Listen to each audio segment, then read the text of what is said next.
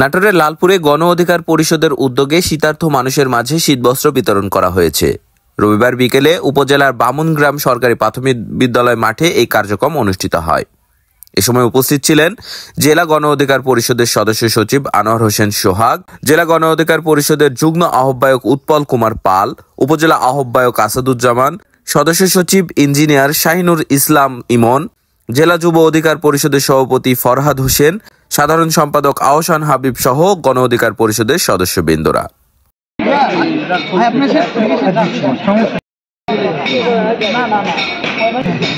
কাকা আমাদের পাশে থাকেন, আমরা আসছি, দোয়া করবেন একটু। বিজয়পুর পাশে তো সবাই থাকি।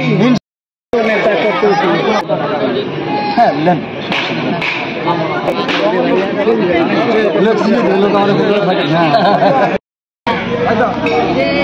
যার কাছে টোকেন আছে টোকেন দিয়ে আমাদের প্রোগ্রাম আপনার মতো এ পর্যন্তই। আমি এখানে